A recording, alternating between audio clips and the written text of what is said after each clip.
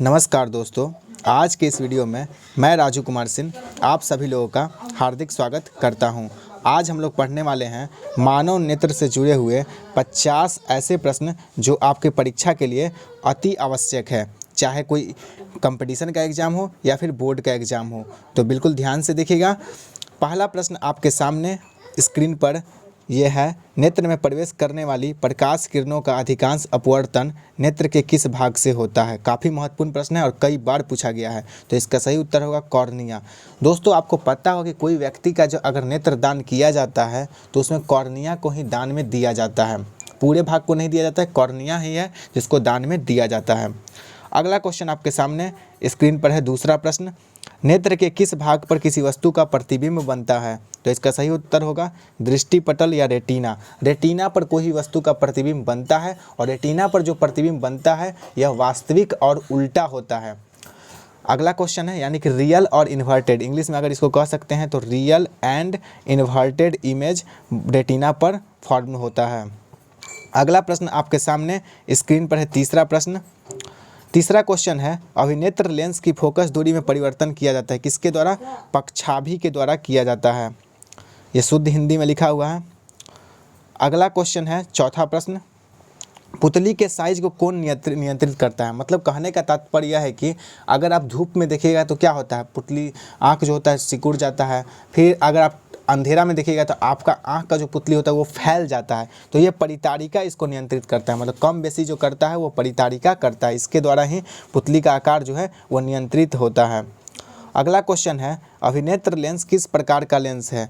तो अभिनेत्र लेंस जो है वो उत्तल लेंस है, मतलब मानव का आँख जो है उत्तल लेंस की भांति व्यवहार करता है। उत्तल लेंस की जो क्षमता होती है वो धनात्मक यानी कि पॉजिटिव होती है और मानव नेत्र का जो व्यवहार होता है ये भी पॉजिटिव ही होता है, यानी ये पॉजिटिव गुण को प्रदर्शित करता है। समान दृष्टि के लिए, समान जो दृष्टि होता है इसके लिए आँख का निकट बिंदु क्या होता है। तो निकट बिंदु जानते हैं आप लोग कि 25 सेंटीमीटर होता है। हमारी आँख 25 सेंटीमीटर से लेकर अनंत तक की वस्तुओं को स्पष्ट रूप से देख सकता है, यानी यहाँ तक की वस्तुओं को देखने में इसे कोई कठिनाई नहीं होती है, आराम से देख सकता है। अगर आपको कठिनाई हो रही है तो आपके आँख में कोई प्रॉब्लम हो सकता है, तो जाकर आपको चेकअप कराना पड़ेगा। तो इसके लिए आपको चाहिए कि अगर आपका निकट दृष्टि दोष हो तो उसके हिसाब से लेंस दिया जाता है और दूर दृष्टि दोष हो तो उसके हिसाब से भी मिलता है, और उसमें देखा जाता है कि आपकी समंजन क्षमता जो है वो क्या है। नेत्र गोलक का व्यास कितना होता है, 2.3 सेंटीमीटर होता है। अगला क्वेश्चन है, 8वां क्वेश्चन, जब नेत्र की पक्षाभि स्थिर होती है तो अभिनेत्र लेंस क्या होता है। तो यह पतला हो जाता है। नेक्स्ट क्वेश्चन आपके सामने है, जब नेत्र की पक्षाभि पेशियाँ स्थिर होती है तो अभिनेत्र लेंस की फोकस दूरी क्या हो जाता है। तो इसकी फोकस दूरी बढ़ जाती है। 9 क्वेश्चन कंप्लीट हो चुके हैं। अगर आप चैनल को सब्सक्राइब नहीं किए तो चैनल को ज़रूर सब्सक्राइब कर लीजिए और बेल आइकन को प्रेस करने के बाद ऑल को सिलेक्ट कीजिएगा ताकि आपको सारा नोटिफिकेशन सबसे पहले मिल सके। नेक्स्ट क्वेश्चन आपके सामने स्क्रीन पर है, जब नेत्र की पक्षाभि पेशियाँ सिकुड़ जाती है तो अभिनेत्र लेंस की फोकस दूरी घट जाती है। दो तरह के क्वेश्चन एक ही जैसा है, जब इसमें एक सिकुड़ जाती है तो फोकस दूरी घट जाती है और जब स्थिर होती है तो फोकस दूरी बढ़ जाती है। नेक्स्ट क्वेश्चन आपके सामने है, नेत्र का क्रिस्टलीय लेंस दुधिया तथा धुंधला हो जाता है, इस स्थिति को क्या कहा जाता है। तो इसको मोतियाबिंद कहा जाता है।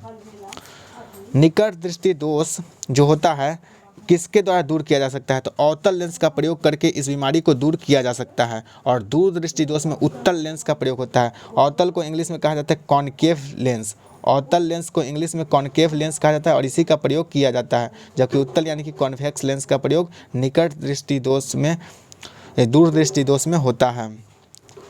दूर दृष्टि दोष में किस लेंस का प्रयोग होता है। तो उत्तल लेंस का प्रयोग होता है। अगला क्वेश्चन है, जरा दृष्टि दोष में किस लेंस का प्रयोग होता है। तो इसमें द्विफोकल यानी कि इसको इंग्लिश में कहा जाता है बायोफोकल लेंस का यूज होता है। बायोफोकल लेंस का यूज इसमें किया जाता है दोस्तों।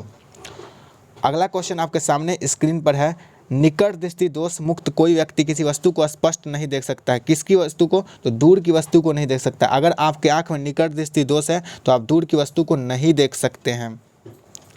16 नंबर क्वेश्चन आपके सामने स्क्रीन पर है, दीर्घ दृष्टि दोष मुक्त कोई व्यक्ति किसी वस्तु को स्पष्ट नहीं देखता है। किसको नहीं देखता है। तो निकट की वस्तु को नहीं देख सकता है। जरा दृष्टि दोष किस कारण से उत्पन्न होता है। तो यह उत्पन्न होता है नेत्र की समंजन क्षमता घटने के कारण होता है। अगला क्वेश्चन आपके सामने है, निकट दृष्टि दोष में अभिनेत्र लेंस की फोकस दूरी क्या होती है? तो घट जाती है।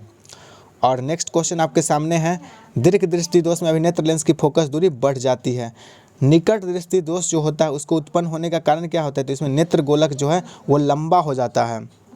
और दीर्घ दृष्टि दोष इसका अपोजिट होगा, इसमें नेत्र गोलक छोटा हो जाता है। तो दो क्वेश्चन आप देख सकते हैं, मतलब एक में बड़ा हो जाएगा और एक में छोटा हो सकता है। अगला क्वेश्चन है, कौन व्यक्ति नेत्रदान नहीं कर सकता है? तो जो मानसिक बीमारी से पीड़ित व्यक्ति होता है वो नेत्रदान नहीं कर सकता है। और कौन नेत्रदान कर सकता है? अगर आपको चीनी का बीमारी है यानी मधुमेह का बीमारी है तब भी आप नेत्रदान कर सकते हैं।